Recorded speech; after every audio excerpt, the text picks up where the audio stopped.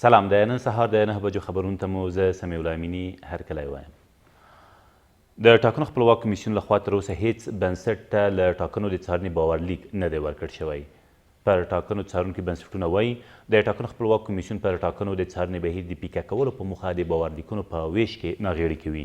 خو د ټاکنو خپلواک کمیسیون وایي ډېر ژر به پر یو شمېر مدني بنسټونو او د ولسمشرۍ پر هغو نمایندانو چې وړاندیزونه یې ورکړي د څارنې باورلیکونه وویشل شي.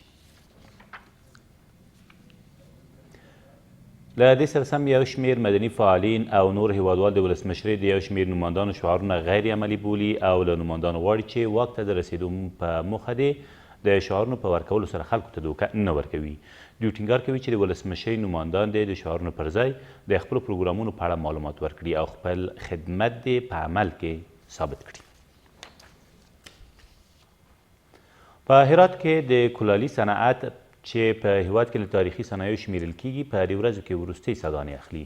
په دغه ولایت کې د یادې برخې صنعتکاران وایي د سیمې او نړۍ له هیوادونو د ورته توکو وارداتو په هرات کې د کلالي صنعت له ماتې سره مخ کړی دی.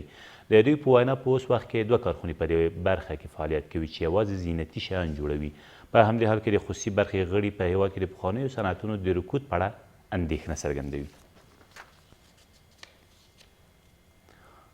د هلمند د کرنې ریاست مسؤلین وایي په یاد ولایت کې د خصوصي برخې په همکارۍ سره 10 بېلابېله ډوله انار پیژندلي چې 12 ډوله یې ښه حاصلات ورکړي او بازار ته وړاندې شوي دي.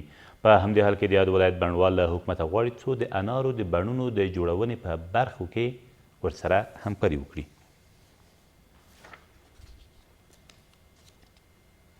او بامیان ته د سیلانیانو ورتګ ډیر کم شوی دی. د دغه ولایت والي د دغه کمښت لامل د لویو لارو نامنه کېدل په ګوته کوي او خبرداری ورکوي که چیرې ناامني ډیره شي نو ښایي دغه ولایت خپل ټول سیلانیان له لاسه ورکړي.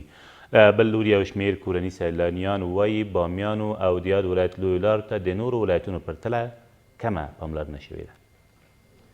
بند امیر چې د سیلانیانو د جذب سیمه ده د تیرو 2 کلونو په پرتله په سږني کال کې د سیلانیانو ډیر کم پام ځان ته راړولی دی. یوه هغه لاره چې کابل له دې ولایت سره نښلوي د میدان وردګو او پروان لاره ده چې د تیر په پرتله نامنه شوې ده او سیلانیان زړه نه ښه کوي چې په دې لارې تګ راتګ وکړي. سال گذشته متاسفانه میزان پایین آمد. عمده ترین دلیلش هم همین بود که میدان چه راه میدان وردک جلریز ناامن شد و ناامنی بسیار یک تاثیر منفی را داشت و امسال هم طوری که خود شما میبینید متاسفانه تا این نظر زیاد گردشگری در بامیان با تاسف باید بگوییم که چی نداره، یعنی یک سیر سعودی نداره. خب دلیلش همه که تا هنوز هم راه میدان وردک ناامن بوده. ځینې سیلانیان او لیدونکي چې د هیواد له لرو پرتو ولایتونو څخه د بند ته راغلي دي وایي د ناامنۍ سربیره لویې لارې بامیان ولایت ته غځېدلي سړکونه او د بند امیر سړک د دې لامل شوی څو سیلانیان د دې ولایت له ښکلو او په زړه پورې ځایونو لیدنه ونه کړي. اگر امنیت باشه این میرای مسیر از طرف اجیگه که از طرف غربان اگر مردم آماده بودن از کابل از دیگه ولایت‌ها دیگه انشالله این بامیان دیگه برش میکنه. په همدې حال کې د کورنیو چارو وزارت مسئولین د هیواد د لویو لارو د امنیت خوندیتوب خبره کوي. بعضی کسایی که به سیاحت میره دو بخش ما توجه جدی کردیم.